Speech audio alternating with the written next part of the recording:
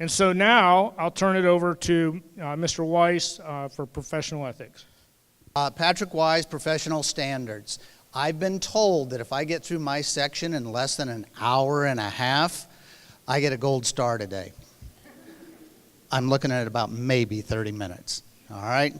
So professional standards, what is it for the school district?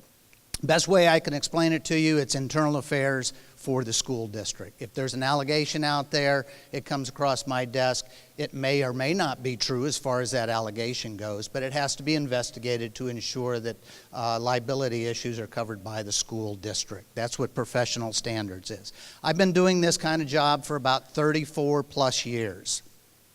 I've been called a lot of names over those 34 years.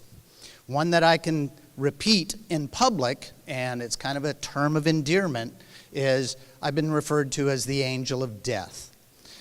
That means that when I walk onto a school campus or somebody receives a letter from my office and has been requested to come in and sit down and talk with me, chances are, in all likelihood, you've probably done something wrong, or at least, at best, questionable. Therefore, they call me the angel of death. You may or may not have a job afterwards, especially as a substitute. Is it starting to sound pretty gloomy so far? Good, because that's what I'm up here for, and that's my purpose, is to ensure that you understand what you should and shouldn't do out there in the school classrooms, with students, with other peer teachers, administrations, what you do, what you say, what you don't do, and what you don't say. With that being said, the technical terminology, next slide please. The technical terminology for professional ethics or professional standards is, the purpose is to foster a professional behavior and ethical demeanor and foster that as a standard behavior in the school district. Where do those standards come from? Comes from Department of Education, state legislation, Florida state statutes, school board policy. Those are all the standards that we need to ensure that we conduct our business in the classroom with the students and at the school properties. Next. With that being said, relationships with students, good or bad.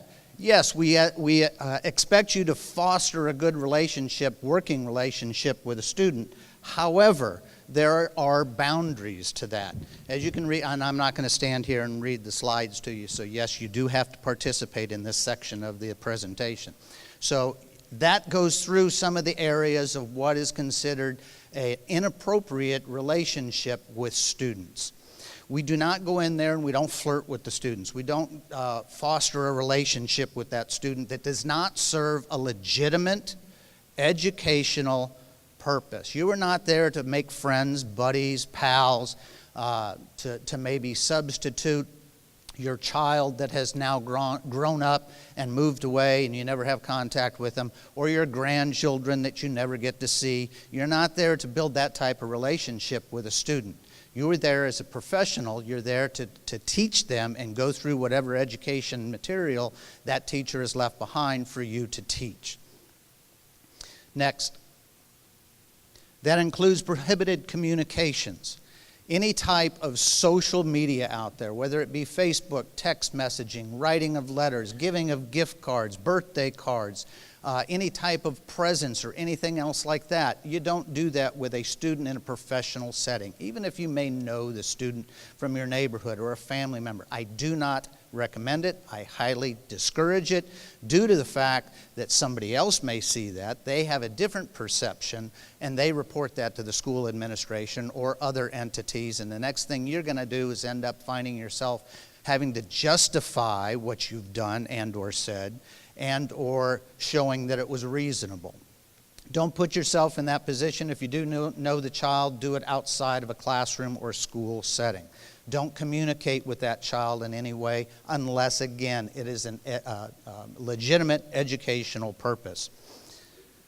Next. I think I already covered that. I may have gone faster than I expected. Thank you. Acceptable use policy. I highly recommend that you review this. Going back to the comment that I made about standards, where you can find that, school board. policies. If you log on to the school board website or the school district website, you can research that and you can find a staff member handbook. It will review all of these materials of the do's and the don'ts. I highly recommend that you take the personal time and review that staff member handbook, and it will remind you of all this information. Acceptable use policy: anytime that you go into a school and you utilize any type of electronic equipment, go on to the Wi-Fi, get on those computers, tablets, whatever the case may be, I guarantee you that Big Brother is watching you. We have security software that is filtering it. We have all types of cyber technology that is filtering all the sites that are being transferred through the district. And it is monitored, it is checked, and they can go back and find what unit in what classroom of what school access that information, whether it be something that was copyrighted, whether it be something that's threatening, whether it be something that was inappropriate. And in all likelihood, we will find out who, when, why, and how that was accessed. Even if it's something of a personal nature where you're doing your own research, the kids are all engaged in their class. And the only reason I give these examples, because it's all examples I've had to deal with. The kids are working, they're diligent, they're quiet, and now you're going to do your own personal work. And I start researching something on my own that you may think is innocent, but when it goes through our filters, it's not. And you are going to be questioned, you will receive a letter, and you will be talking with the angel of death. And then we'll take it from there. Even your own electronic devices, if you log on to the school Wi-Fi, it is being monitored. If you're using your own data, that's one thing. But if you're on the school Wi-Fi, even on your personal device, it is being monitored. Next. Mandatory reporting, what is that? Participation time. Mandatory reporting, what is that? Yes, ma'am.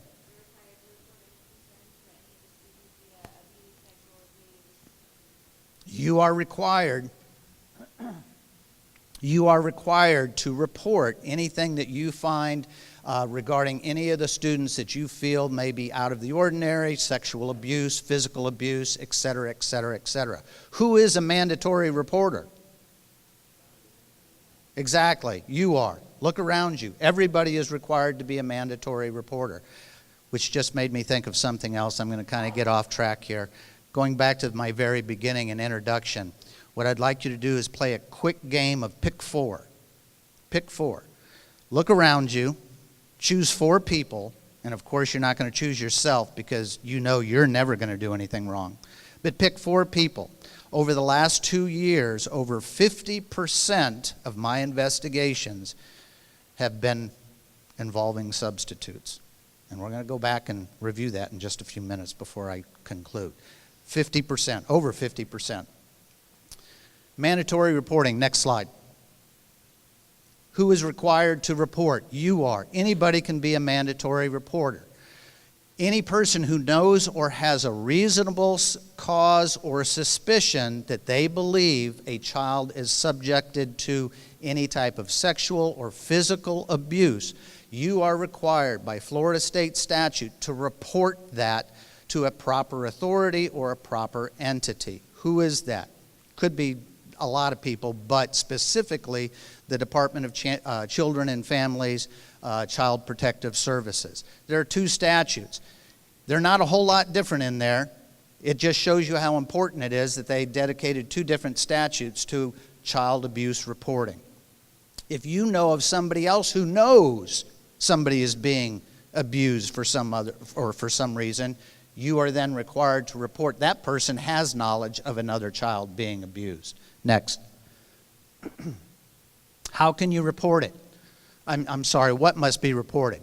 Any type of abuse, child-on-child sexual abuse. If you see any type of age-inappropriate interaction between children, chances are there's probably something going on in that child's life that needs to be reported or at least investigated and reviewed by the proper authorities. Any type of threatened harm, abandonment, neglect, If you have that kid in there that looks like they haven't eaten or slept, or they're in the same set of clothes for the last 3 weeks with no change of clothes and they're filthy, that's something that needs to be brought to the proper authorities, or at least that school administration. Next. How to report it. There are several different ways: telephone, fax, TDD, online. The issue there is it needs to be reported to Child Protective Services. Next. What details should be reported? There's a lot of information there that if you contact CPS, DCF, and you make a child abuse report, you need to have a bunch of different information. My recommendation and suggestion to you, being a substitute teacher in the classroom, the first person that I would notify is your school administrator. They're going to have a whole lot more information on whatever particular child that you have a concern with or a reasonable suspicion that they are involved in some sort of child abuse. And they're going to be able to assist you with that reporting if they just don't take it over themselves. And they are going to have more information on that student. What you may consider to be child abuse could very well be a medical issue for that particular student. The school is going to be aware of that. Involve your school administration if you have a concern. You're going to need that information on any of the other children that are related to the child in question. You need to have information on the parties involved, information on disabilities or limitations, and how or who you think may be conducting whatever type of abuse it is you're reporting. As a substitute teacher, you may not have all that. Hence what I say, school administration. Next.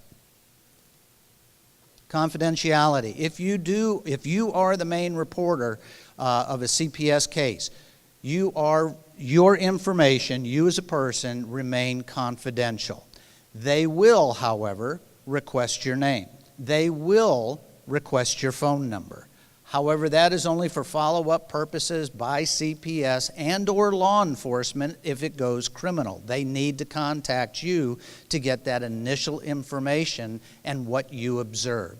It is not put on a report. It is not released by anybody. The only reason that they take that is for follow-up and for law enforcement follow-up. Next. After the initial report, kind of already covered this. This is kind of not in the right spot. I say notify the administration. If you haven't notified the administration, if you went home and thought about something that happened or that you observed and you're on the fence post and now your heartstrings are finally saying, I need to do something, and you report it from home, my recommendation to you is at least follow up with that and notify the administration and say that you have a child here, blah, blah, blah, this is what the issue was, and I made a report. Do you have to? Not necessarily. It's a professional courtesy. Next. Failure to report or a false report. Third-degree felony. If you know of or have a reasonable suspicion or reasonable cause to believe that a child is a victim of child abuse or sexual abuse and you fail to report it, you stand to be in a position of failure to report, which is a third-degree felony. And yes, we've had to do those kinds of investigations, and law enforcement have gotten involved with that here in the school when it wasn't reported, and it should have been reported. You're better off reporting it and possibly being in error than not reporting it. Conversely, it is not an avenue to go down to say, well, you know what, that teacher yelled at me in the hallway, or that principal said that I can no longer sub there at that school, or that parent came in and just yelled and screamed at me in front of the entire classroom, and I'm going to show them. I'm going to say they conducted some sort of child abuse, or they're not doing this or that right, and they're doing this or that wrong at the school. And you make a report, and it's a falsified report, it's, again, a third-degree felony. I don't recommend you go down that line. Next. How to use common sense and professional judgment to avoid complications in the classroom. Common sense. That's all you really got to use. Doesn't mean everybody's got it, but I recommend that you use it. Next. Treat each student with respect. When you go into that classroom, you want to be respected. Well, the students want to be respected as well. Does that mean if they start cursing at you or yelling at you or treating you with disrespect, you lower yourself to that level and go one-on-one with them? I don't recommend it, because you're going to end up having to justify why you did what you did or what you said. You're going to have to justify that. But start off with the respect. However, at the same time, when you go in there as the authority figure. You are the professional. Having control of that classroom is your first step of showing your authority. Does that mean you have to be a tirade over it? No, not at all. But common sense respect. Don't use profanity. That's not the place for it. If you wouldn't use it in a church, if you wouldn't use it with your own grandchildren or children, don't use it in a classroom setting. Don't smoke. I know another common sense one. It means, okay, it's my planning period, or it's between classes, or the kids aren't here. I'm going to take a quick puff off of whatever. I'm going to take a quick dip, because that's not really smoke. Yes, it is. E-cigarettes. I'm just going to go ahead and make it, because that dissipates and there's no smell, except when the student walks in at the wrong time, sees what you just did, and say, ooh, what's that? Can you show that to me? Sure, I'll show it to you. Let me show you how it works. And this is what an e-cigarette. Don't do it. Don't sleep in class. Another common sense one. That also means not only sleeping, but it means, well, I just had eye surgery. If you just had eye surgery, stay home until you're well. It means my eyes are dry and I blink a lot. No, it doesn't mean your eyes blink a lot. It means I was just resting my eyes. I wasn't really sleeping. I was paying attention because I can see through my eyelids. No, that doesn't work either. Don't sleep in class, because I guarantee you, if you do something like that, the kids, every one of them, regardless what age they are nowadays, in my opinion, have a cell phone. Those cell phones take what? And they're going to walk up on you, and they're going to go, and the next thing you know, they're going to be telling their next teacher or their administrator, did you see what Mr. Weise was doing in our classroom? And if you're lucky, the administration will just tell you you can't come back here and sub anymore, or you're going to get a letter from me. Avoid leaving your students unsupervised. It only takes a moment for chaos to begin. Even if it's, I'm just stepping across the hallway to get a cup of coffee from the break room. I'm just walking down the hallway to get a cup of coffee from the break room. I'm walking across the street to the convenience store to get a cup of coffee. They're fine. It's going to be okay. True story. Do not leave your kids alone. You are there for two reasons. You're there to teach the subject matter, and you're there to provide safety and security for those students regardless what age they are. If you're not there, you're not providing that for them. Next. Do not take pictures. I just said the kids are going to take pictures of you. Well, is that fair? Is that legal? Well, technically, no. We don't have any type of policy about that, them taking pictures of us. But we do have a policy on. You cannot take pictures of students in a classroom without signed parental or guardian permission, and it needs to be on file at the school, and it needs to serve a legitimate educational purpose. You can't walk up to a kid and say, oh, I really like that shirt. I love what it says. I love that blouse. Neat hair. Can I take a picture of that? No, you cannot. Do not take pictures of the students. Or you can't use the excuse also of, well, I really wasn't taking a picture of the student. There was something really cool on the board back there, and that's what I was taking a picture of. I can't help that there was 3 other students in the picture. That's not going to work either. I recommend that you review the acceptable use policy. I already covered that. Already covered not using your own electrical devices. If you're signed up to that Wi-Fi, it's being monitored. Next. Do not discuss your personal life, personal matters, or family relationships. You are there as the professional authority. Act like it. As I said, you are not there to make friends, buddies, pals, peers, substitutes for your kids that have grown and gone away, or your grandchildren, or not having your own children, etc., etc., etc. You're not there to build relationships with the students. To be engaging with them, yes, not to build a personal relationship with them. Refer to the students in appropriate resource. If they are having an issue, let me back up a second.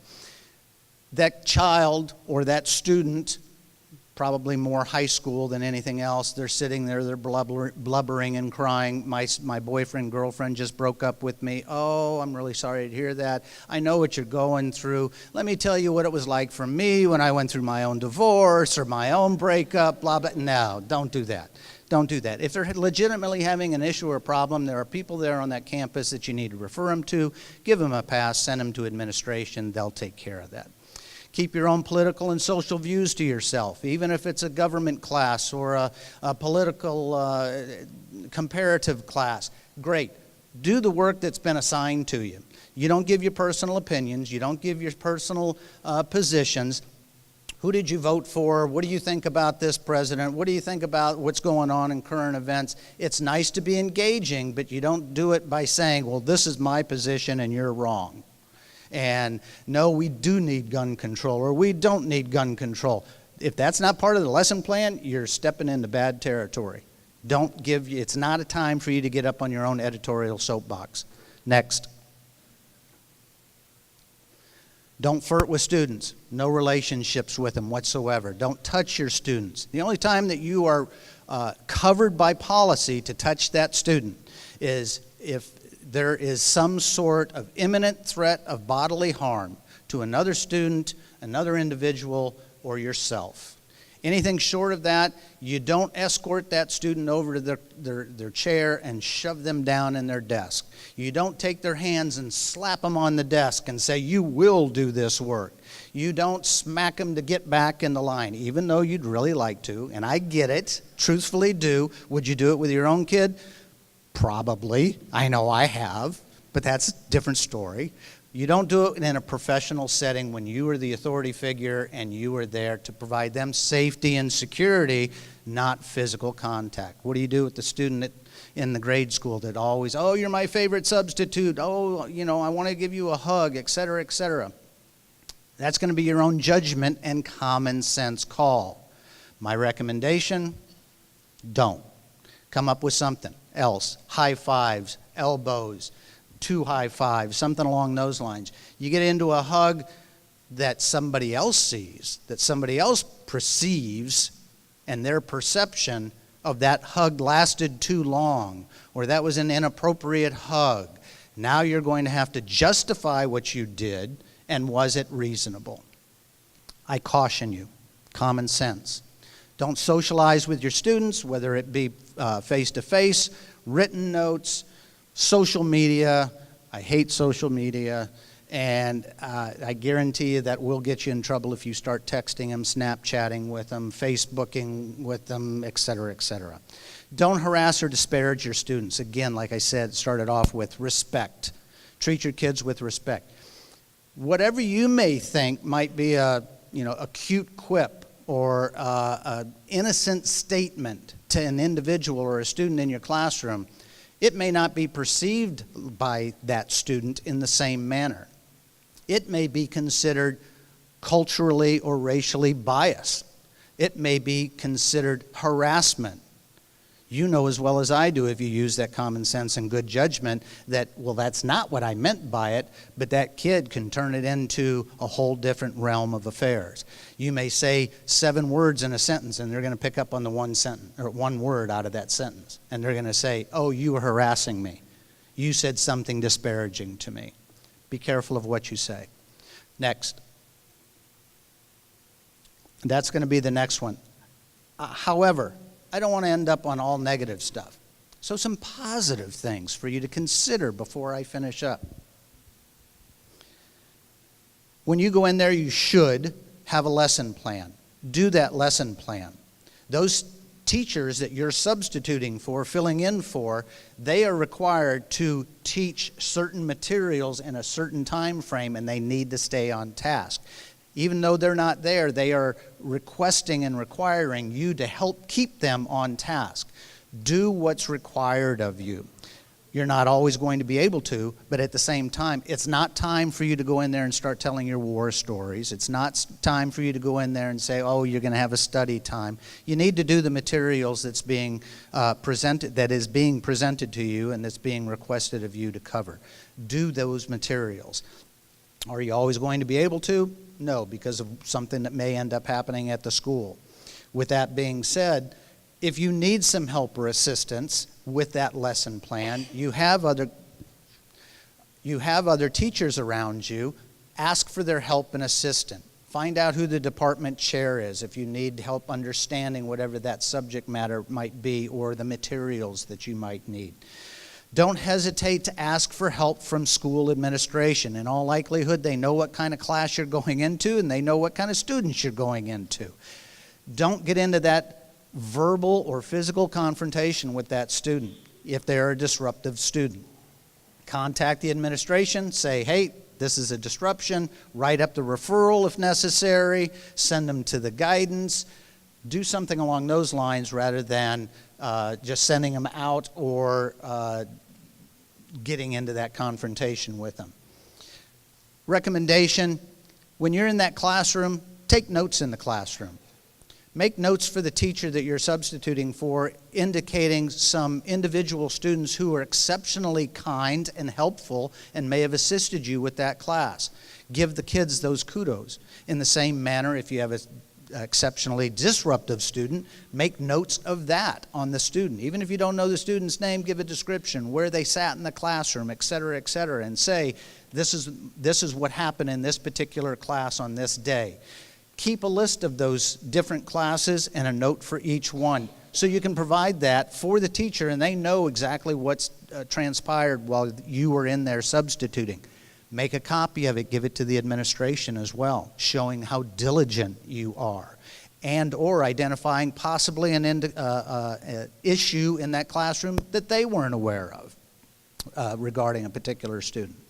Are you always going to be able to cover all that material because of whatever happens during the school day? No. Make a notation. Yes, we covered everything. Everything was completed. This is where all the paperwork is. I talked with a substitute one time, and they say not only do they do that per period, but they alphabetize all of the students' names and present that to the teacher. I thought that was kind of a nice touch. Anyway. Remember, when you go in there, you are the professional, you are the authority, you need to act like it. I highly recommend that you take some of this stuff to heart, use some common sense, some good judgment. I have two things to conclude with. Number one, when in doubt, don't do it. When you're standing there at the refrigerator and you're looking at something, I say, I wonder if this is any good. What do? When in doubt, throw it out. When in doubt in a classroom, don't do it. Go with what your gut and your head is telling you. Should I do this? Don't. So with true sincerity, I request one thing. I'm really a nice person. I love to talk with people, but I truly hope that I never have to talk to any of you out of necessity in the Professional Standards Office for Seminole County Public Schools. And I need your help doing that because I would be probably the only person in the entire district that could get away with going up to the superintendent of Seminole County Public Schools and say, Dr. Griffin, I've got nothing to do, and I need your help to do that. Thank you very much. Next up, Captain Francis with School Safety and Security.